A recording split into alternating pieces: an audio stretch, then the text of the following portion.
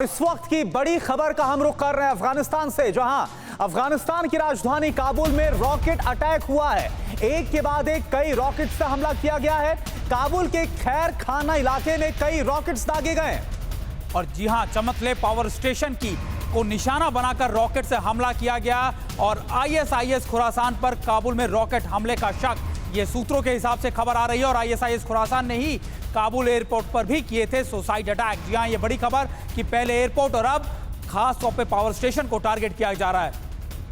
तो ये बड़ी खबर और तस्वीर भी आपको दिखा रहे हैं हम। ये वही पावर स्टेशन है जिस पर हमला किया गया और शक, जैसा कि सुमित बता रहे हैं, आईसिस के खुरासान मॉड्यूल पर शक है, जिसने काबुल एयरपोर्ट पर भी सीरियल ब्लास्ट किए थे, जिसमें कई लोगों की मौत हो गई थी। और इस बार एक बार फिर से, क्योंकि तालिबान राज को सत्ता से हटाना है, तालिबानियों को उखाड़ना है, ये बात पहले भी आईसिस की तरफ से कही गई है और अब इसी से जोड़कर इसे देखा जा रहा है। हालांकि अभी जिम्मेदारी इस हमले की किसने ने ली है, ये तमाम कंफर्मेशन आनी बाकी है। लेकिन ये जो तस्वीर इस वक्त हम आपको दिखा रहे हैं, चमकले पावर स्टेशन है और जानकारी ये सामने आ रही कि काबुल के इस पावर स्टेशन पर हमले के बाद कई शहरों में बिजली भी गुल हो गई है। यानी जो वहां पर बेसिक इंफ्रास्ट्रक्चर है, जो वाइटल वहां पर इंफ्रास्ट्रक्चर है, उसको टारगेट बनाना, ये साफ नजर आ रहा है सुमित।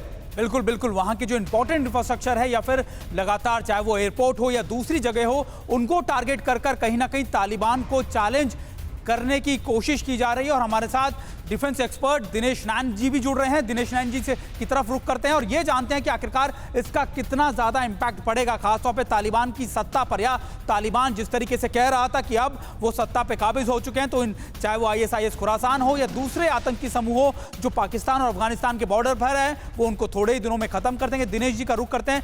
दिनेश जी, आपसे अगर मैं पूछूं किस तरीके से इस अटैक को देखा जाए खासतौर पर, और ये कहा जाए कि ये अटैक ना सिर्फ काबुल की राजधानी में हुआ है बल्कि तालिबान की सत्ता पर भी ये अटैक को देखा जाएगा। दिनेश जी, देखिए, लाजिम है क्योंकि काफी पहले से इस बात का अंदाजा हो रहा था कि आईसिस और तालिबान के बीच में अफगानिस्तान को लेकर के आपस में इनकी लड़ाई होना, बिल्कुल ये बात बिल्कुल सब लोगों को एक तरीके से पता थी। जिस प्रकार से आज की तारीख में 10,000 से ज्यादा इस्लामिक स्टेट ऑफ खुरासान के लड़ाके उज्बेकिस्तान और साथ में तजाकिस्तान के बॉर्डर पे बैठे हैं, जिसको देख के रशिया को भी तजाकिस्तान के अंदर काफी मात्रा के अंदर टैंक से लेके हर चीज मूव करनी पड़ी। नंगरहर का इलाका और खासकर नंगरगढ़ के इलाके के अंदर अचिन जिला है, जहाँ पे ये लोग हमका हेडक्वार्टर है इस्लामिक स्टेट ऑफ खुरासान का। सो अभी देखिए, काबुल के अंदर जहां तक सवाल है, हक्कानी ग्रुप ने जो कब्जा किया हुआ है, खलील हक्कानी और अनस हक्कानी ने मिलकर के जो तालिबान आपका अफगानिस्तान का है, खासकर कंधार इलाके से उसको दबा दिया गया है, उनको मारा पीटा गया है, उनको एक तरीके से हाउस अरेस्ट कह लीजिएगा कि कंधार में किया हुआ है।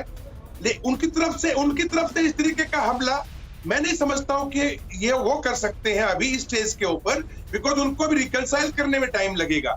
लेकिन इस्लामिक स्टेट ऑफ खुरासान को जिस प्रकार से इन लोगों ने इग्नोर करने की कोशिश की है और इनके इस्लामिक स्टेट ऑफ खुरासान के खिलाफ इन्होंने कहा है कि हम लोग इस्लामिक स्टेट ऑफ खुरासान को बर्दाश्त नहीं करेंगे।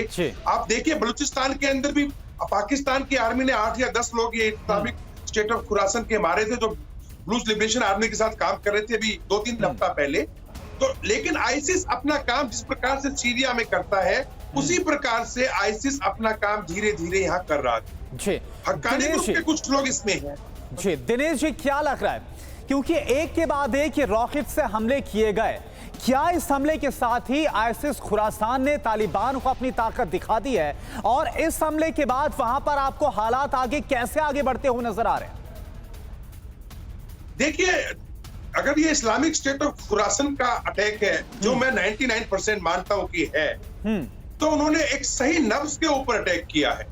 आज काबुल के इर्द गिर्द ही सारी पूरी दुनिया के अंदर या अफगानिस्तान के अंदर जितनी भी कूटनीतिक हो या फिर कह लीजिए बाकी जो ये ताकत दिखा रहे औरतों के ऊपर और जुल्म कर रहे लोगों पे, ये काबुल के अंदर और हरात के अंदर सबसे ज्यादा हो रहा था।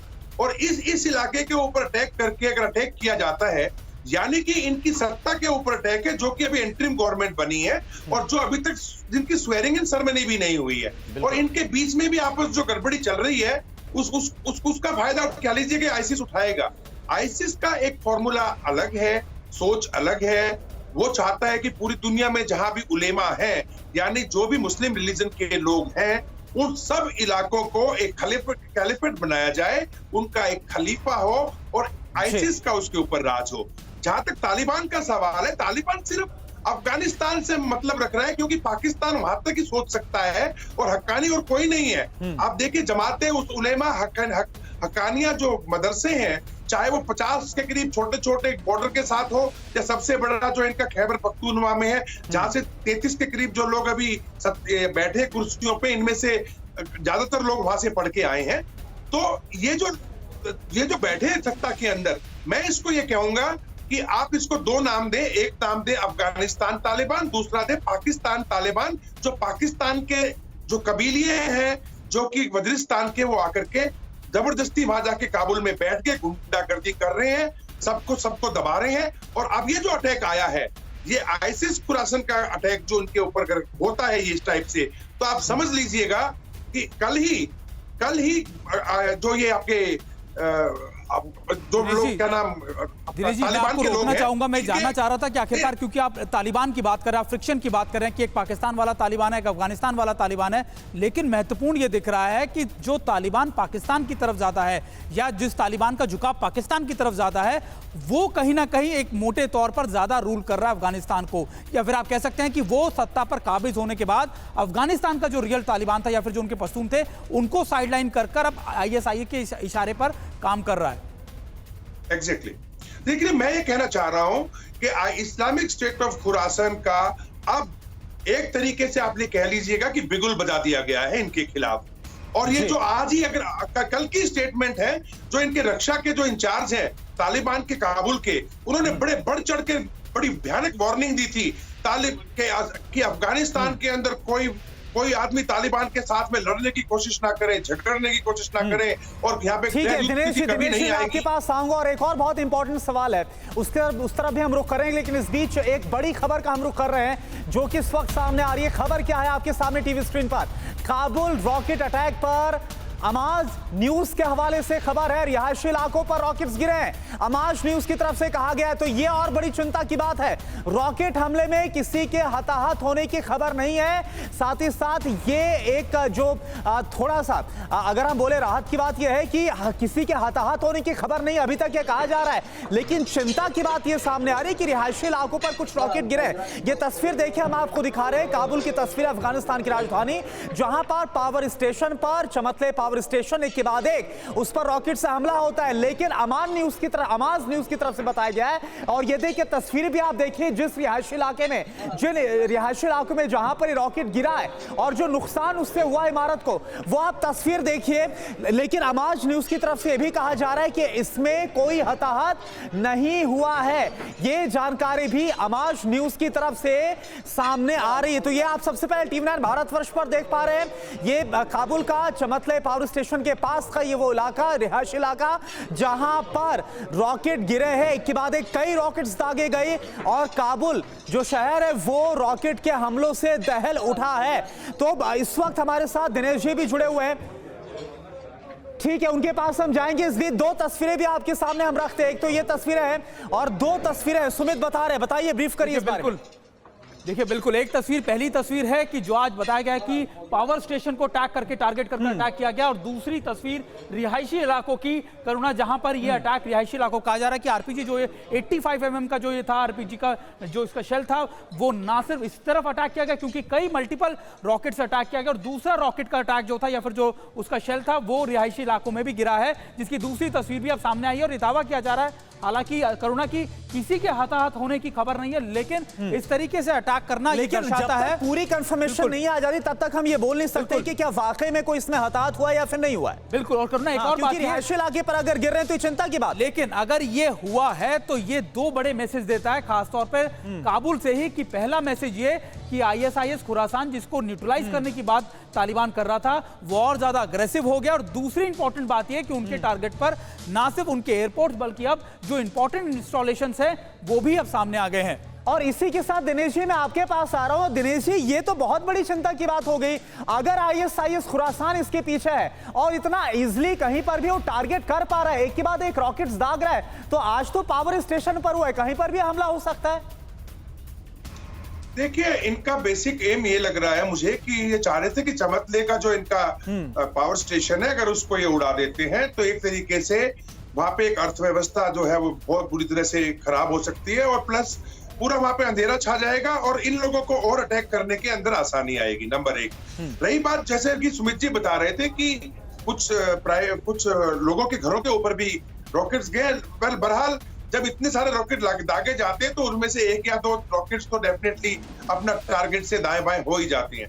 लेकिन चिंता की बात यह है कि जिस तरह से तालिबान ने चेतावनी दी थी बढ़ चढ़ के कि जैसे तालिबान के सामने कोई टिक नहीं सकता अफगानिस्तान के अंदर, मैं समझता हूं उसका ये करारा जवाब इस्लामिक स्टेट ऑफ खुरासान की तरफ से आया है। और अभी ये जो शुरुआत हुई है, इसके बाद में मुझे लगता है इससे कहीं ज्यादा बड़े हादसे अब अगले आने वाले दिनों में हम लोगों के सामने आएंगे। क्या दिनेश जी, इसको लेकर यह भी कहा जाए कि आने वाले वक्त में, जैसे आपने बताया कि और भी बड़े जो अटैक हैं वो सामने आ सकते हैं, क्या आपको माना जाए कि जो अस्थिरता है वो अब शुरू हुई है खासतौर पर अफगानिस्तान में? भले ही हम ये मान रहे थे कि तालिबान तो काबिज हो गया, लेकिन जो क्योटिक सिचुएशन जिसको हम कहते हैं कि क्योस मचेगा क्योंकि खाने की कमी है और इस तरीके के अटैक के विजुअल हम देख रहे हैं, तो आपको लगता है कि स्थिति और ज्यादा खराब होने वाली है अफगानिस्तान में? नहीं, बिल्कुल सही कह रहे हैं आप। देखिए, अभी 92% के करीब जो है अभी वहां पे बिलो पॉवर्टी लाइन लोग हो चुके हैं, भुखमरी की कगार पे है। लोग लाइनों में बैठ बैठ के खाना जो है देख रहे हैं कि खाना खिलाए, और जो लोग सेंट्रल सर्विस कर रहे हैं। लेकिन अगर आप देखें यूनाइटेड नेशंस की तरफ से देखें या अमेरिका की तरफ से भी देखें, बहरहाल उन्होंने 1.2 बिलियन या कुछ अमेरिका ने भी कुछ मिलियंस के अंदर इसके अंदर अपना राहत देने की कोशिश की है। बट एंटनी ब्लिंकन ने परसों ही अपनी सेनेट के सामने बात करते हुए एक बात कही थी कि ये सामग्री या ये जो एड है, ये किसी भी हालत से हम तालिबान के थ्रू डिस्ट्रीब्यूट नहीं करेंगे। बेशक हमें एनजीओज को यूज करना पड़े या दाएं बाएं के इंस्टीट्यूशन जो वहां पे परमिट होंगे यूज करना पड़े। बहरहाल इस तरीके की सिचुएशन जो अब शुरू हुई है, ये एक नया सूरत हाल है। ये सूरत हाल कितना अभी आपस में इनकी लड़ाई के अंदर या आईसिस का जो एक्शन आगे आने वाला है गुरिल्ला वॉरफेयर के तहत, उसमें होने वाला है, ये आने वाले दिनों में हमें देखना होगा। क्या दिनेश जी, क्योंकि जो आपसी लड़ाई का आप जिक्र कर रहे हैं और क्योंकि तालिबान के अंदर जिस तरह से आपने जिक्र किया है, हम देख रहे हैं कि तालिबान सरकार के भीतर ही चाहे हक्कानी वर्सेस तालिबान यहां पर नजर आता है, तालिबानियों के बीच में बरादर वर्सेस जो वहां पर काबिज हुआ अखुन ग्रुप है वो नजर आता है। तो क्या ये जो इंटरनल फाइटिंग है, इन फाइटिंग जो इस वक्त नजर आ रही है, क्या इसका फायदा भी आईसिस खुरासान जैसे मॉड्यूल उठाते हुए नजर आ रहे हैं और वो इन पर भारी पड़ रहे हैं? डेफिनेटली। देखिए, आज ही अगर आप देखें, कंधार के अंदर इन लोगों ने एक तालिबानी फरमान सुनाया था कि एक गवर्नमेंट कॉलोनी थी एयरफोर्स वालों की, उसके अंदर से हजारों की संख्या में लोगों को बोला अभी तुरंत ये घर खाली करो। वहां पे आज आवाजें उठनी शुरू हुई। आपने देखा कैसे मुल्ला ब्रदर को एक पर्चा दिया जा रहा है हाथ में और पढ़ के सुना रहा है। तो क्या मुल्ला ब्रदर हो, या आप ये कह लीजिएगा कि हैबतुल्ला खुनजादा हो, या आप ये कह लीजिएगा कि जो सोहेल सहील जैसे जो ग्रुप है कंधार से पश्तून बिलोंग करने वाले, उनके कोई फॉलोवर्स नहीं होंगे? उनके फॉलोवर्स हैं, तो उनके फॉलोवर्स भी अब आगे लाइन में आएंगे। और इस सिचुएशन के अंदर सबसे ज्यादा तालिबान को दबाने में अगर कोई टाइम फ्रेम अगर आप कहें तो ये टाइम फ्रेम आईसिस खुरासान के लिए सबसे बेस्ट है। एक बात मैं आपको और बताना चाहूंगा, देखिए, अगर आप खैबर पख्तूनख्वा में जाके देखें तो पाकिस्तान के खिलाफ जो टीटीपी का एक्शन कर रहा है, उसके साथ में और कौन जुड़ा हुआ है? हैरानी की बात है कि Lashkar e Taiba Khyber Islamic State of Khorasan का जो ये नंगरहर का प्रोविंस है, इसके अंदर मैक्सिमम लड़ाके किसके आगे ज्वाइन कर गए हैं खुरासान के अंदर? लश्कर ए तैयबा, हाफिज सईद के। तो ये बड़ा ही इंटरेस्टिंग सिचुएशन बनने जा रहा है कि एक तरफ तो पाकिस्तान की आईएसआई और मिलिट्री जो है हक्कानी ग्रुप को वहां पे काबिज करके अपना सोच रही थी कि हमारी सरकार आ गई और दुनिया हमसे भीख मांगेगी, कहेगी कि जाओ जी आप तालिबान को मनाओ, ये पकड़ो पैसे, आपको डॉलर देते हैं और हमारा काम चलेगा, हमारी दुकान चलेगी। लेकिन अब ये सिचुएशन बड़ी उल्टी होने जा रही है। जो सिचुएशन है वो अब पूरी तरह से काफी वहां पर और भी ज्यादा खराब होती नजर आ रही है। और जो ये सोच रहे थे कि उनका तो राज वहां पर हो गया है, तो उनको अब दोबारा सोचना पड़ेगा। और जो हालात वहां पर इस वक्त खराब होते नजर आ रहे हैं, ये एक बहुत बड़ी चिंता का विषय बनता हुआ नजर आ रहा है इस ताजा हमले के बाद। शुक्रिया आपका इस पूरी जानकारी के लिए। परवाह देश की, सोमवार से शुक्रवार रात 10 बजे TV9 भारतवर्ष पर।